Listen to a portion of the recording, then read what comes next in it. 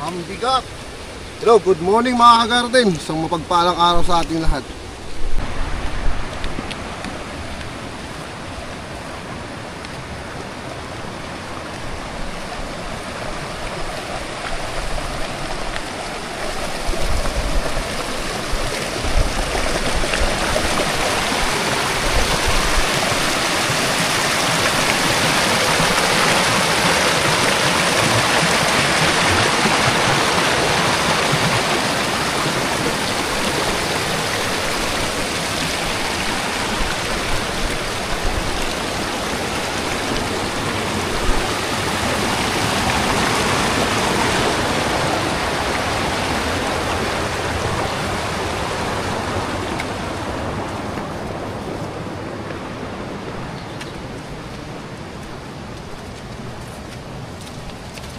Ilang ka magpahinga pa?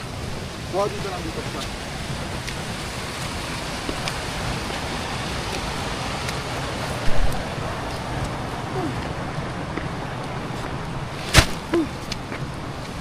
Ayun. Pahinga. Buti dumating na po yung ating mga gamit sa patatas na bagong time natin. Bari. Bali, try natin tong Yara Basa. Yara. Kadalasan na ginagamit ko dun is Atlas na 1414. Try nga natin to. Parehas din lang naman eh. Triple 14. Ito yung content sa likod. Okay. Ayaw nga. Yan, tama. 1313. Tapos may total organic matter na 0.13. Para at least naka-ano na tayo. Hindi natin po problemahin yung magagamit dun sa patatas. Mas lalo na sa pagtatakip. O diba, doble.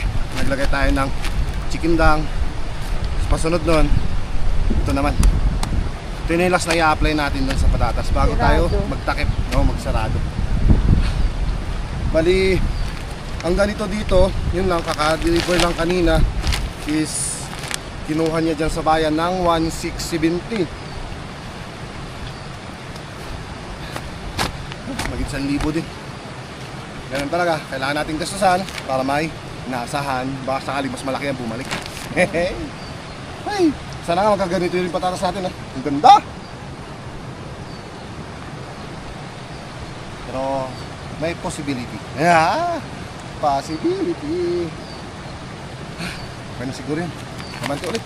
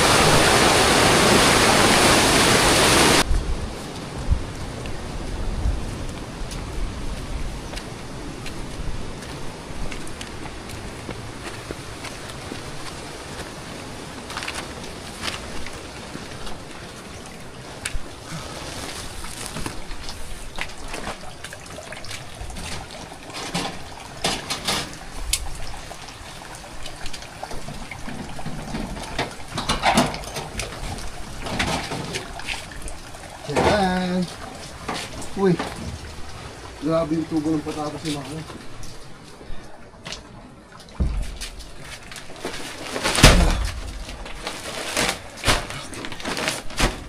Ayan muna. Naubor. Ito. Hindi pinansin ni Mama. Haba na.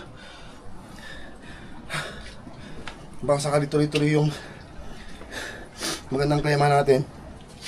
Matraktor ko na rin yung pagtatamnan ni Mama nito. Yan. Sa red bag. Haba, tubo. Yun ah. Okay pa yun. Mas maganda yung ganun, yung matitigas yung tubo. Dali, So yun pala. Maraming salamat po pala sa nagpautang sa atin ng ating kumput. Thank you po na marami. Hindi ko na po sasabihin yung pangalan. At least may napag-utangan. Okay. Ganun talaga. Short yung ating budget. Kasi kailangan na natin yan next week. Magagamit na natin yan. So yun, thank you po ulit. Ngayon, pahinga lang tayo at saka natin tuloy ang trabaho. Puntahan nga po natin yung tatraktorin ko sana ngayon. Sana kasi hindi pa sure kung makakapag-traktor ako. Pagpasensyaan nyo na pala yung boses ko, medyo pangit pa rin pakiramdam ko. Ito may ubot sipon. Kaya ganito. Dito lang naman eh. Yung tinamnan din namin dati ng patatas ni Mama. Oops. Kaya andito nakaparking yung ating kalabaw.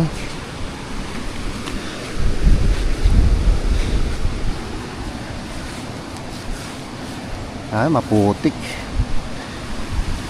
Mahirap mag-tractor pag ganito. Mahihirapan tayo magkanal. Bali yung tatamnan kasi ni Mama ito, yan, tapos may isa doon yung tinamnan natin dati ng mga sari-sari doon sa taas na yan ng mahabang terrace na wala tayo masyadong harvest. Tsaka dito, di bali sa susunod na mga vlog baka sakaling gumanda klema natin, matatraktor din natin to. Saglit-saglitan siguro natin kasi hindi tayo makapag-traktor. Ano yun, maputik.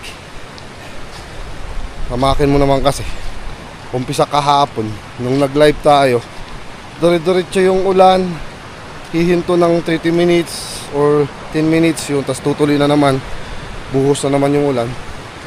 Kaya ganyan. Yung red radish din ni Mama dito, cherry radish, ay nag-uumpisa na. Ay sayang, di ko na isama kahapon. Kahapon kasi wala akong makitang bunga eh dito banda. Pero yan check nga rin natin mamaya yung tanim natin dyan sa baba. Baka mayroon ulit makapag-harvest.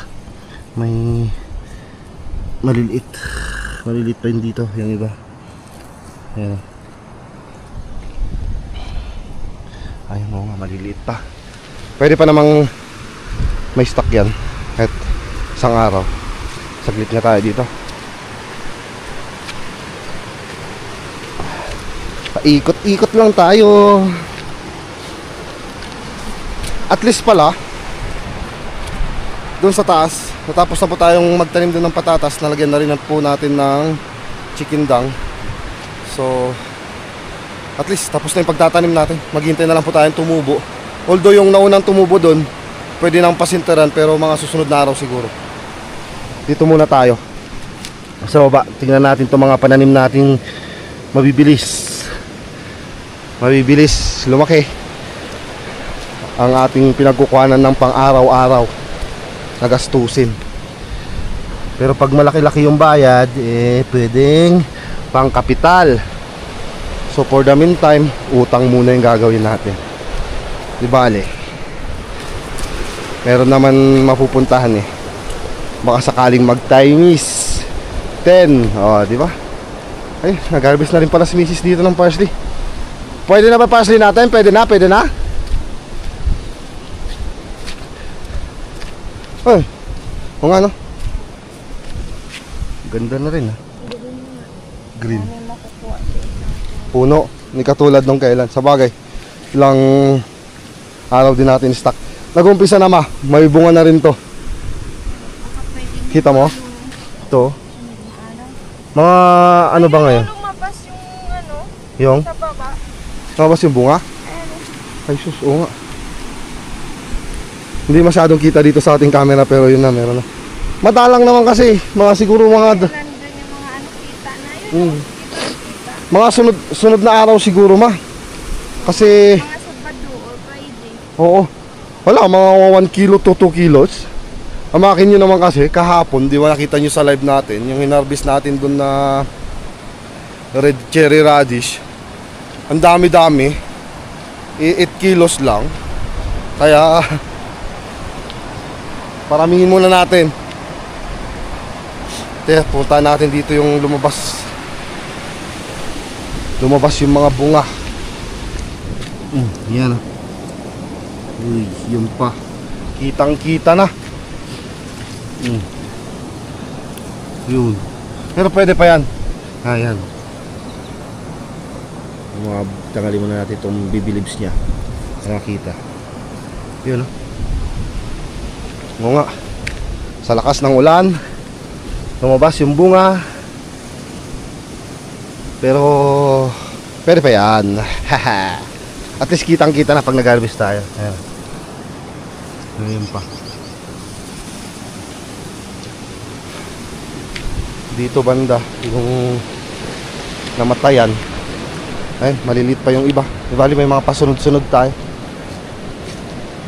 Tsaka tingnan nga natin yung ating coriander. Kahit bumaba ngayon, binugbog ng ulan, madalang yung ating coriander. Dami kong tinanim. Tsaka update pala sa ating black radish. Ubos na po mga ka-garden. Maraming reject. Ayun, kita nyo dito. Yan. Ito po yung mga reject, oh. Bulok na. Kakaulan. Yan. Oh. Kung hindi bulok, may biyak. Crack. Kung hindi naman may crack, ganito, abnormal. Ganyan. Oh. Kaya, wala na. Ito pa. Maraming crackies. Ang daming tapon, pati dyan sa gilid. Pinagtatapon namin. Kaya, sa susunod, ito, tatamnan natin yan ng, baka siguro ito basil. Ito naman basil natin.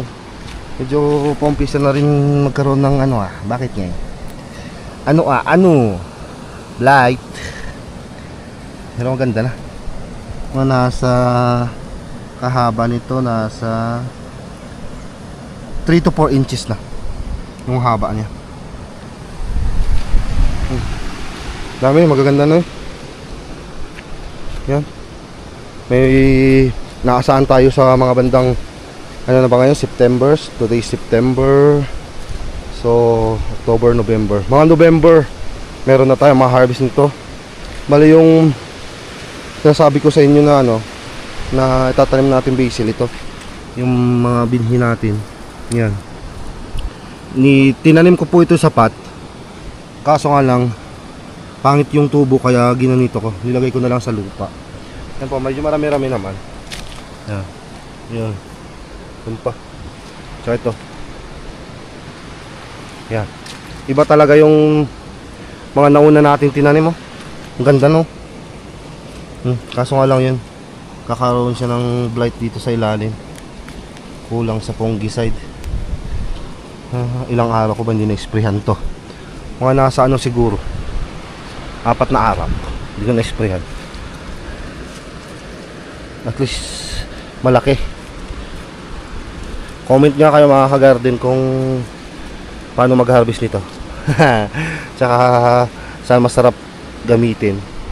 Kakaroon talaga ng mga blight. Maano din pala to sa tag-ulan. Ayaw niya. Madaling kapitan ng sakit. Pero ganda, yabong. Namumunga na. Ano, may bunga na. Tapyasan nga natin para ayun doon banda. Dito, kapon ulit ate. Maagang mga nagbulaklak. Ayan, tanggalin natin. Ang bango.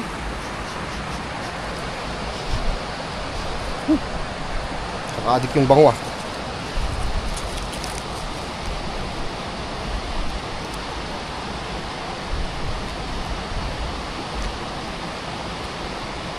Walang lasa.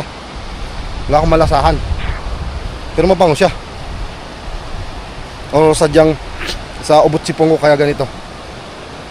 Patay yung panlasa ko.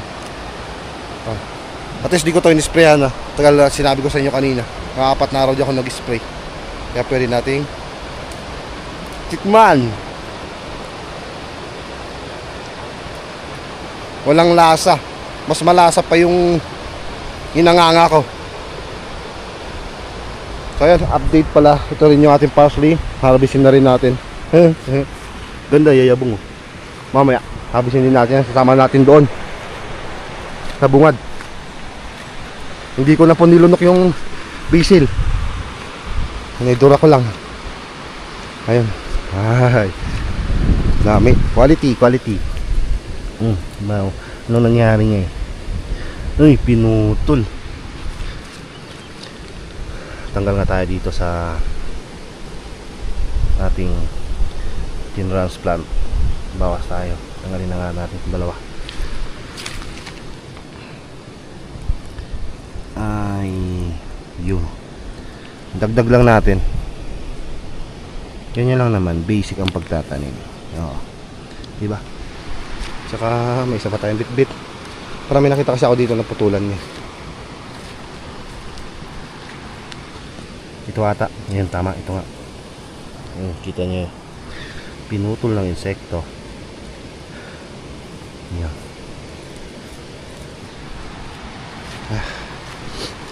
Ito meron. Ay. Tara. Tulungan na rin po natin si Bakit dito na mag-harvest para maaga tayong makatapos. Kasi ang klima natin napakaganda.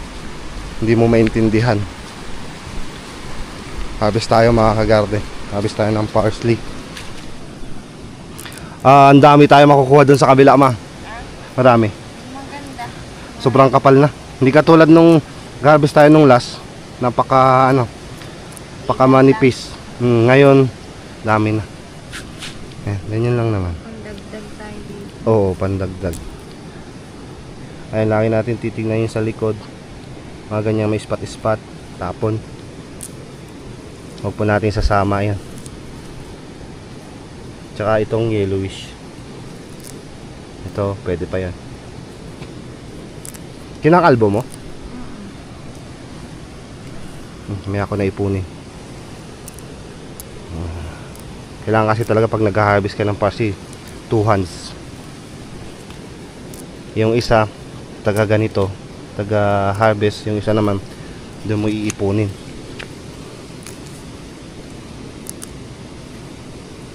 Yun na. Yan, diba? Biglang kumulimlim. Kakaumpisa pa lang natin. Para maagang ulan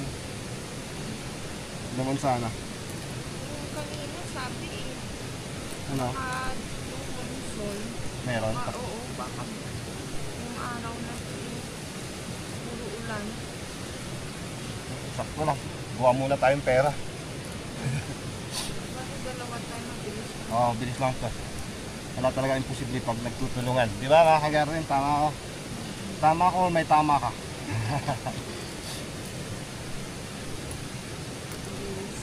Basic. Bilis makaipon. Ano?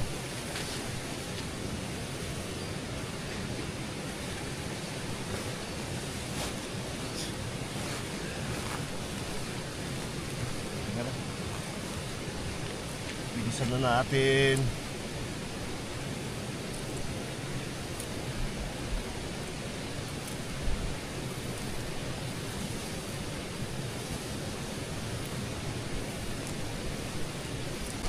Lipat na po tayo doon. Lagi kalahati na. Kuha natin doon. Yan o. Ay, Pangpulo, pangpulo.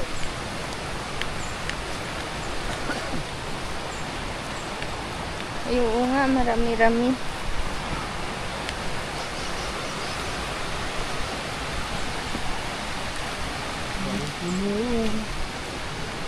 Ito ako makapal-kapal. Sumusig lang ako pa.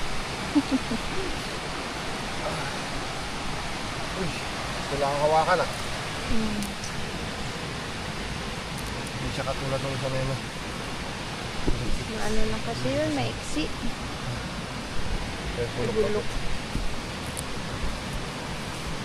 Lalong yayabong pag yung parang na sila ganong katabi. Maganda pala talaga pag maganda yung spacing. Mm. Medyo malawak-lawak. Pag nagtanim ka nito, mas maganda yung medyo malawak-lawak yung spacing nyo.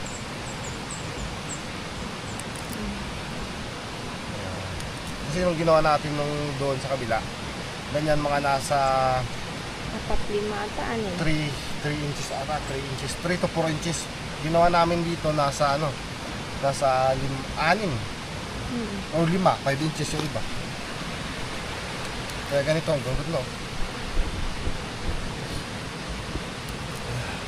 Kailangan natin bilisan. Gawin. Parang ulan na.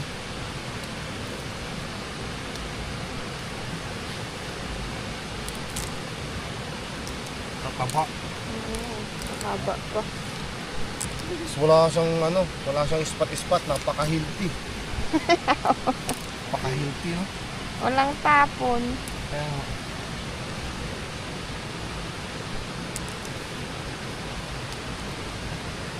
So kailangan natin dahan-dahanin pag nag-harvest. Kailangan hawakan. Bigat. Ito. Dagdag. Ayun, at least yan nakalahati naman yung ano eh. Oo, yung Hindi sa katulad no. Yung unang wala pang ganyang kataas yun. nakukuha namin dyan sa kabila. Dito tayo umasa sa kabila. Dito. Ayun na. Yung marami-rami makaharvest. Isang kumpul agad. Oh. Wala pa kaming ano. Isang kama pa lang.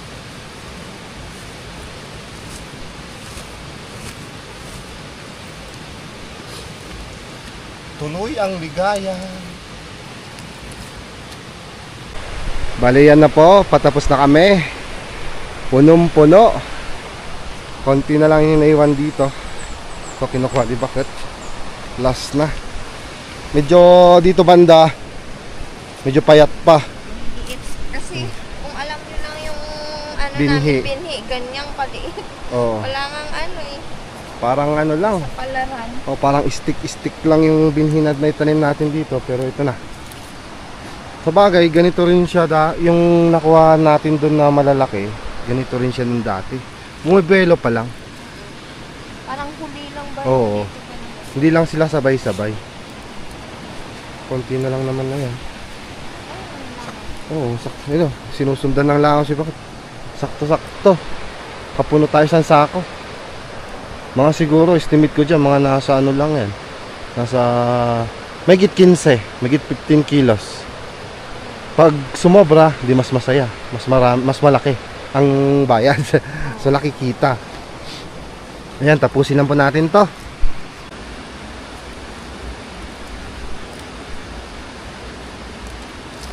Ang papayat. Mahaba siya. Payat lang. Lang yan. Lang talaga. Kasi sakto lilinis na rin po natin, tatanggalin natin sa mga puno niyan, dahon.